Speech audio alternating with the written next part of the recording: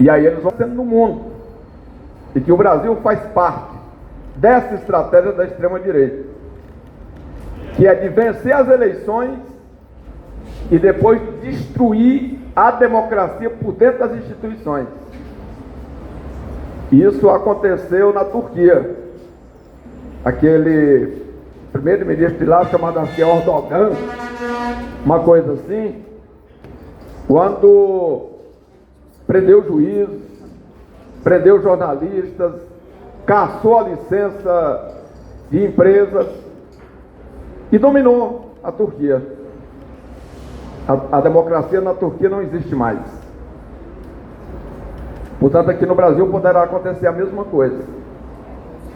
Aí do governo, liderado por um elemento que não tem respeito pelas mulheres, que não tem respeito por negros, que ajuda a dizimar os índios, que acabou com qualquer iniciativa que diga respeito à reforma agrária. Portanto, é esse cenário que está estabelecido e é esse cenário que a gente tem que alterar. E como é que a gente muda isso?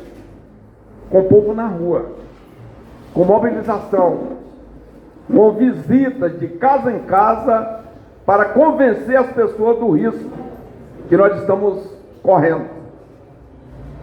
Eles já fizeram um bocado de maldade, só verificar a reforma trabalhista, a reforma previdenciária, e querem aprovar a reforma administrativa ainda este ano.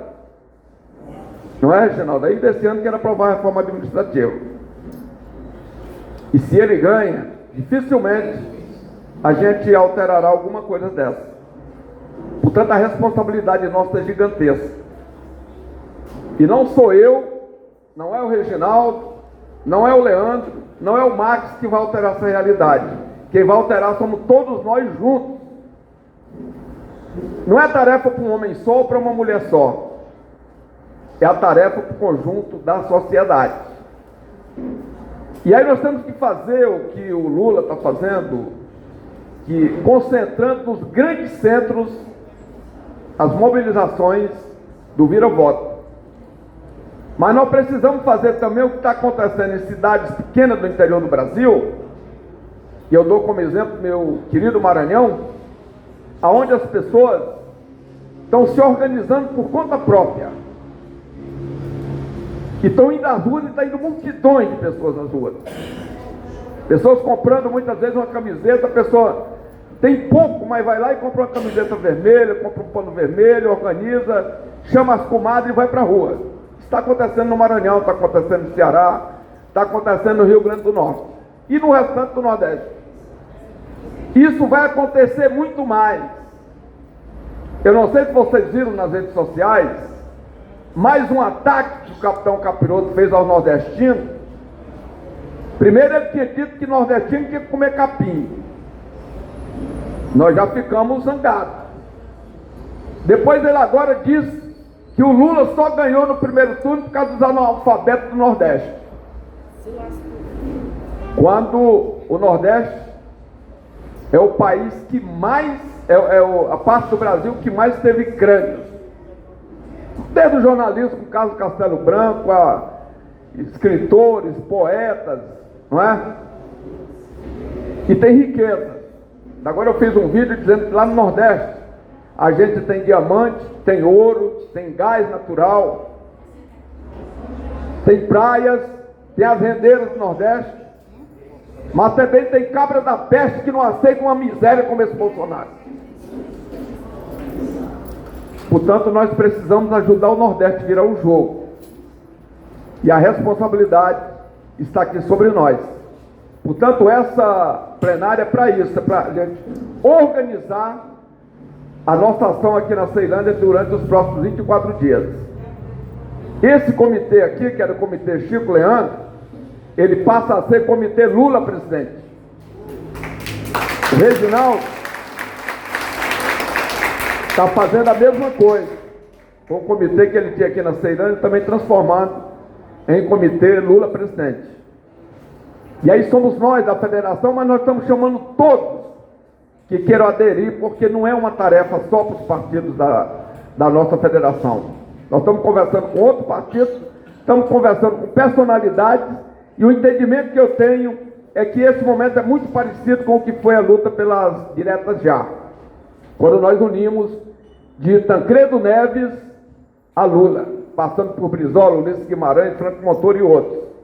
Portanto, na nossa luta nesse momento, cabe todo mundo que quer a democracia contra a barbárie. Todos brasileiros e brasileiras que quiserem lutar pela democracia estarão junto conosco, serão muito bem acolhidos. Eu tenho conversado com empresários, vou conversar com mais empresários, tentando convencer a eles do momento gravíssimo que a gente vive e da oportunidade de ter eles. Trazer sindicalistas, trabalhadores e trabalhadoras. Para concluir, eu fico imaginando o que leva uma professora a votar no Bolsonaro? O que leva um servidor público a votar no Bolsonaro? O que leva um vigilante a votar no Bolsonaro? O que leva uma dona de casa a votar no Bolsonaro, a não ser a desinformação e a ignorância? Portanto, a gente tem que catequizar essa gente e fazer com que eles saiam da escuridão e venham para a claridade, seguindo um farol chamado Luiz Inácio Lula da Silva, que junto conosco vai redimir essa nação. Tanto essas são as minhas palavras iniciais, depois nós vamos partir para a organização, antes, porém, ouvindo aqui o companheiro Reginaldo Vera. Minha contemporânea de Universidade de Brasília. Muitos anos. Gente, boa noite, vou ser bem breve. O Chico tocou em alguns assuntos, e só para ver que não é brincadeira, Chico. Ontem eu estava almoçando e liguei para parabenizar a deputada Celina Leão, para que ela ser vice-governadora. Eu, Chico e ela, apesar de divergirmos politicamente, a gente sempre teve uma relação muito civilizada e muito urbana com ela. Ela estava almoçando com um rapaz do lado, ó, estava falando de você aqui, fala com ele. Era Arthur Lira, presidente da Câmara. E ele falou, deputado, venha me visitar, até porque a gente só ouviu falar bem de você, vamos fazer o seguinte, presidente, deixa eu tomar posse, mas pelo amor de Deus, não coloque em votação a PEC 32 sem que eu possa já combatê-la como deputado federal. E ele deixou claro que vai tentar colocar isso em votação ainda esse ano. O que mostra que a retirada dos direitos trabalhistas vai ser algo continuado daqui para frente. E com a possível vitória do Bolsonaro, a gente está literalmente ferrado. Fora isso, Chico, eu ainda estou dando aula pra caramba aí, por causa do concurso da Secretaria de Educação. Segunda-feira em diante, entro de cabeça 100% nesse nosso projeto aqui em Ceilândia, Itaguatinga, sala de aula e tudo mais. Mas uma coisa é importante, sabe, Chico? A gente tem que aprender muito com o Lula. O Lula, quando fala, dificilmente ele fala para atingir a mente das pessoas. O Lula é muito parecido com o Papa Francisco. Ele fala para atingir o coração.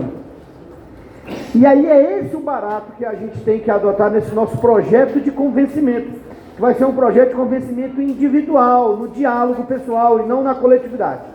Não adianta querer convencer quem não está disposto a ser convencido. Quem está firmado do lado de lá, esquece. A gente gasta, isso é gastar energia, é questão de ecossistêmica. Não vamos gastar energia com quem não está disposto a ser convencido. Você, na primeira fala, você sabe se a pessoa está vulnerável ao convencimento ou não. Quem você sentir que está vulnerável, aí vale a pena. Numa Ceilândia, predominantemente com raízes nordestinas, nós temos uma missão de maior responsabilidade, porque a nossa missão agora é moral, em virtude do que o presidente andou falando em relação ao nosso povo, em relação à nossa gente. E é isso que nós vamos atacar aqui. Essa é uma proposta, sabe, Chico?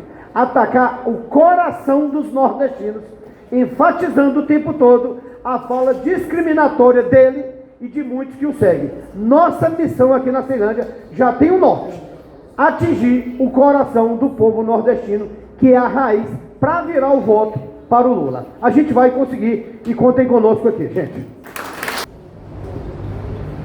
Bom, pessoal, boa noite. Primeiro, boa noite, pessoal. Vou me apresentar, eu sou Marcelo, sou coordenador de campanha do Max. E para mim é uma honra estar aqui nesse espaço, estar no coração de Ceilândia, representando o Max. Mas infelizmente a gente está num cenário que a gente não pode comemorar. Ainda a gente está num cenário que a gente não pode comemorar.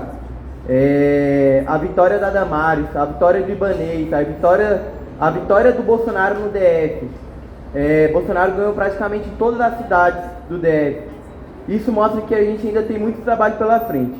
Mas eu acredito que a vitória de Chico como segundo mais votado, a vitória de Fábio Félix como deputado mais votado da história da CLDF, a vitória de Max Maciel como terceiro mais votado, aponta um caminho de esperança. Então, eu acredito que a esperança ela tem que vir acompanhada com trabalho. Só o trabalho que vai fazer a gente ganhar de Bolsonaro no segundo turno. A gente está hoje numa das cidades que mais vota no Bolsonaro. Infelizmente, uma das cidades que mais vota no Bolsonaro é na periferia, é nordestina. A cidade que elegeu o Bolsonaro, que o Bolsonaro mais teve voto é na periferia. É Ceilândia, é Taguatinga, é Samambaia. Então, como o professor Reginaldo Veras falou, a gente tem uma tarefa redobrada. Eu acredito que agora é a gente ir para a rua, panfletar e resgatar aquele Brasil de Lula, onde o Lula construía escola, construía faculdade, onde a gente não tinha um presidente que roubava a educação. Bolsonaro acaba de roubar essa semana dos IFBs. E a gente tem que ir para as ruas.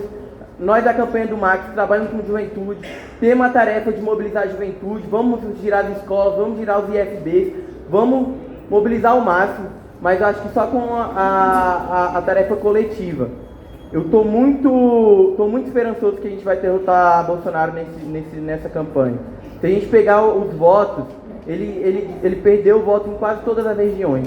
E eu acredito que é isso, é ir pra rua conquistando corações, conquistando mentes,